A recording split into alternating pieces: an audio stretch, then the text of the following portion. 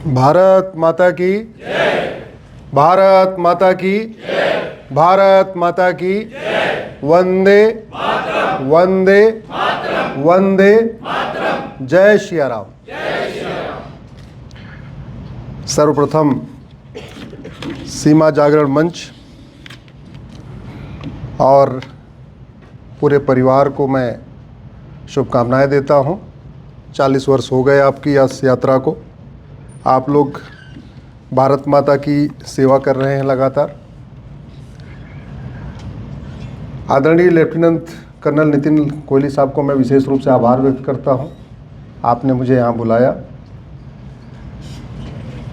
Shri doctor दीप नारायण पांडे जी को धन्यवाद देता हूं, आपने मुझे बुलाया। आप सबको मैं, जो बड़े हैं उनको प्रणाम करता हूं, जो छोटे हैं उनको अपना स्नेह भेंट करता हूं कि आप लोग आए हैं। आज इसी बहाने आपसे मिलना हो गया। अब मेरे हाथ में इतनी सारी किताबें हैं तो आपको लग रहा होगा सीमा जागरण मंच की बात हो रही तो किताब क्यों आ गई।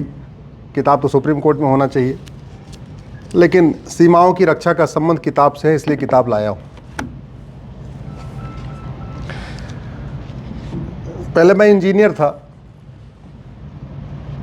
तो जापान की कंपनी में काम किया करता था। तो वहाँ हर चीज़ में, हर प्रॉब्लम में 5 बार वाई लगाते हैं। कुछ भी दिक्कत होगी उसमें 5 बार वाई। जापान में तो ये सिस्टम है कि अगर कोई आत्महत्या कर ले तो आप FIR करा दो, तो वहाँ के इंस्पेक्टर की जिम्मेदारी है, वो 5 बार उसमें वाई लगाएगा। आत्महत्या क्यों किया जी? टेंशन में था। टेंशन में क्यों था? वो पड़ोसी ने उसकी जगह पे कब्जा कर लिया। पड़ोसी ने उसकी जगह पे कब्जा क्यों कर लिया? उसके अंदर कानून का खौफ नहीं था क्या? एक काम करो, कानून बदल दो। ऐसा कानून बताओ कि आप आज के बाद से कोई पड़ोसी दूसरे पड़ोसी जमीन कब्जा ही न कर पाए।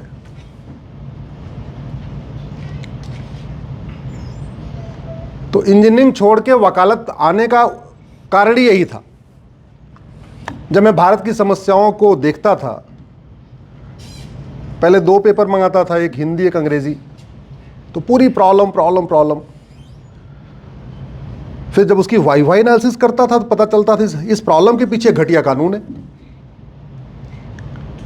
फिर मैं सोचता यार इस घटिया कानून पे चर्चा क्यों नहीं हो रही। तो मैंने 2 पेपर और मंगाना शुरू कर दिया। क्या पता जिस पेपर मैं पढ़ रहा हूँ हो सकता है इसमें ना डिस्कशन निकला हो, संसद में चर्चा हुई हो, लेकिन इस पेपर ने छापा। तो 2 पेपर और मंगा लिया, 2 हिंदी के 2 अंग्रेजी कर दिए। लगभग 2 साल तक उनको भी पढ़ता रहा। तो देखा ना संसद में चर्चा हो रही है, संसद में समस्याओं पे चर्चा हो रही है, रूट काज और सॉल्यूशन के ऊपर चर्चा ही नहीं हो रही है। शाम को न्यूज चैनल देखता था कि समस्या पे चर्चा हो रही है, रूट का सॉल्यूशन पे चर्चा ही नहीं हो रही है। अखबार समस्याओं से भरे हैं, मूल कारण क्या है, स्थायी समाधान कहीं चर्चा ही नहीं। तो विधायिका, कार्यपालिका, न्यायपालिका, खबर पालिका, चारों पालिकाओं में केवल और केवल समस्या समस्या समस्या। और बीमारी की चर्चा करने से बीमारी ठीक होती है क्या? जोर से बोलिए जरा। नहीं। अगले आधे घंटे तक ऐसे ही संवाद होगा। आवाज जोर से बोलिएगा जिससे यहां आए, क्योंकि रिकॉर्डिंग इधर ही हो रही है। सीमा जागरण मंच में पहली बार आया हूं। ये वीडियो 4 से 5 करोड़ लोगों तक पहुंचेगा। तो ऐसे पता होना चाहिए कि 40वां अपना जो है कार्यक्रम था स्थापना दिवस का, सीमा जागरण के मंच के में लोगों में जोश है। तो जब भी मैं कुछ पूछूं ऐसे बोलिएगा, जिससे हमारी बात के साथ साथ आपकी बात भी जानी चाहिए।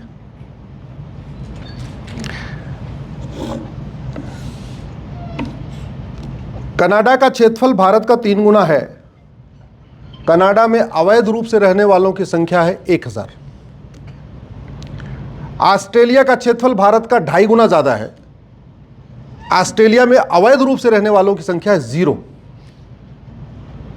ब्राजील का क्षेत्रफल भारत का 2.5 गुना ज्यादा है और ब्राजील में अवैध रूप से घुसपैठियों की संख्या है 0। रूस का क्षेत्रफल भारत का 5 गुना ज्यादा है और रूस में घुसपैठियों की संख्या है 0। चीन का क्षेत्रफल भारत का 3 गुना ज्यादा है और चीन में है घुसपैठियों की संख्या 0।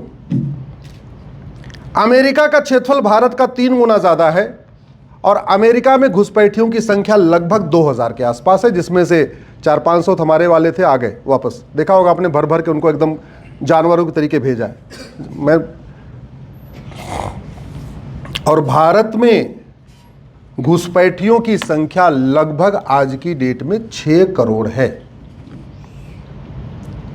जितनी बातें कहूंगा सब वो बातें कहूंगा जो मैंने सुप्रीम कोर्ट में एफिडेविट पे दिया हुआ है। मेरी पीआईएल 2017 से चल रही है। जब मैंने 2017 में पीआईएल फाइल किया था उस समय कहा था कि 5 करोड़ आ चुके हैं। राज्यवार उसका आंकड़ा दिया था। सारी राज्य सरकारों को नोटिस हुआ है, दिल्ली सरकार को भी नोटिस हुआ। उस समय मैंने दिल्ली में बताया था, शायद 10 लाख के आसपास बताया था या 12 लाख बताया था, 10 लाख बताया था। और किसी राज्य सरकार ने आज तक सुप्रीम कोर्ट में आके ये नहीं कहा कि उपाध्याय ने अपनी पीआईएल में जो आंकड़े दिए ये गलत है। तो इसका मतलब मैं मान के चल रहा हूं कि वो भी मान रहे हैं कि जो मेरे आंकड़े हैं वो सही हैं। केंद्र सरकार के गृह मंत्रालय को भी नोटिस गया, गृह मंत्रालय ने भी नहीं कहा कि हाँ आपकी जो आंकड़े हैं गलत है।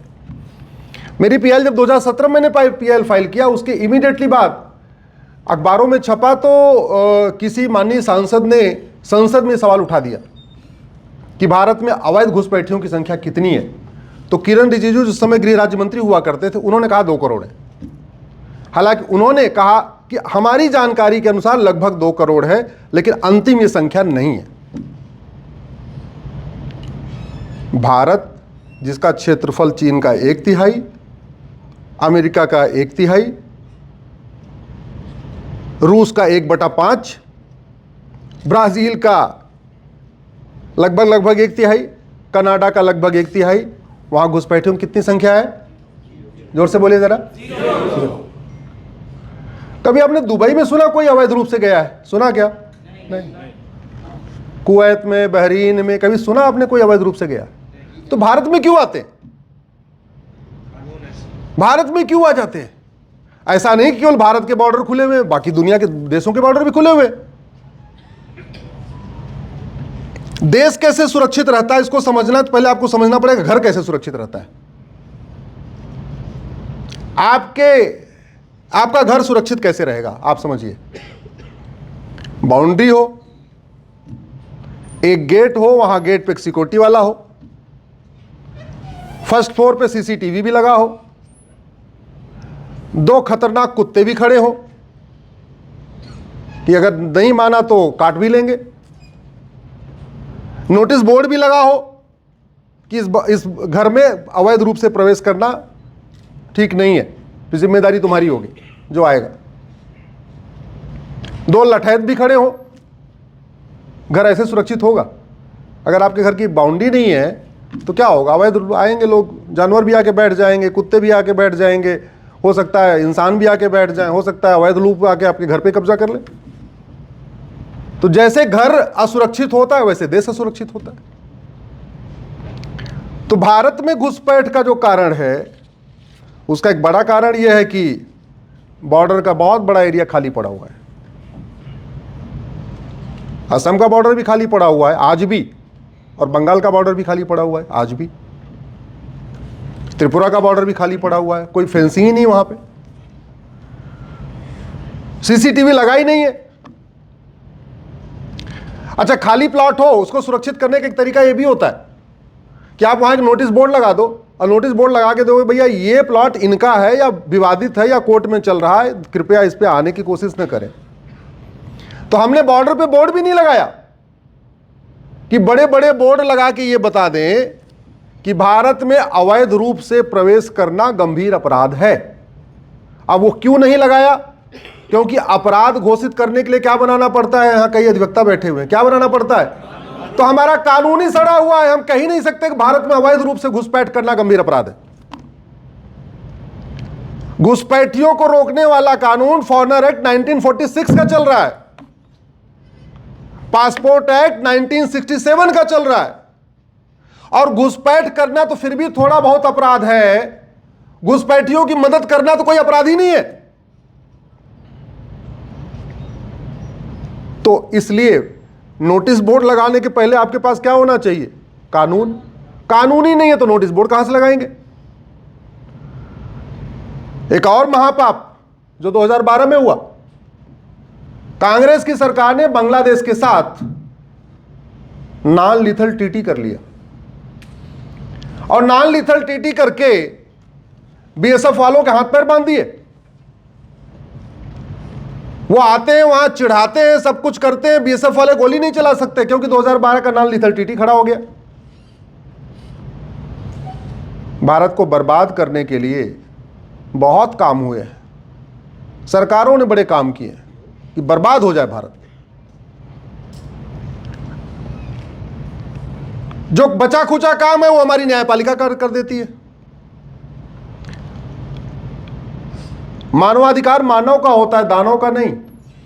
लेकिन हमारे सुप्रीम कोर्ट के जजेस को, हाई कोर्ट के जजेस को घुसपैठियों के मानवाधिकार की ज्यादा चिंता रहती है।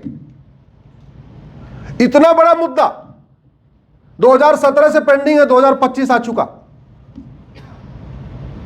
सुप्रीम कोर्ट के लिए प्रायोरिटी होना चाहिए था कि यार ये हमारी राष्ट्र की सुरक्षा के लिए एक बड़ा गंभीर मुद्दा है, इस पे डिसीजन पहले कर दो। लेकिन नहीं, उन्होंने हमारी याचिका को विरोध करने वालों को हमारे साथ जोड़ दिया। हमारे विरोध में 12 याचिकाएं आ गई हैं। वो कह रही हैं कि घुसपैठियों को राइट टू फूड मिलना चाहिए, घुसपैठियों को राइट टू एजुकेशन मिलना चाहिए, घुसपैठियों को राइट टू शेल्टर मिलना चाहिए, इनको रोटी भी मिलना चाहिए, कपड़ा भी मिलना चाहिए, मकान भी मिलना चाहिए, मनरेगा भी मिलना चाहिए। ये कॉमन सेंस की बात है। मुझे समझ में नहीं आ रहा है कि इतनी छोटी सी बात, घुसपैठ राष्ट्र की सुरक्षा के लिए खतरा है। अच्छा आप बताओ, घुसपैठ राष्ट्र की सुरक्षा के लिए खतरा है कि नहीं? घुसपैठ देश की एकता अखंडता के लिए खतरा है कि नहीं? घुसपैठ अपने आप एक इनडायरेक्ट वॉर है कि नहीं? घुसपैठ एक ऑर्गेनाइज क्राइम है कि नहीं? ये सब कुछ आपको पता है। आप में से सब लोग लायर नहीं है, कॉमन मैन है आप। लेकिन ये बात हमारे जजों को नहीं पता है, हमारे सुप्रीम कोर्ट के जजों को नहीं पता है कि घुसपैठ राष्ट्र की सुरक्षा के लिए खतरा है। इनको जितने जल्दी हो सके खाली करा दो।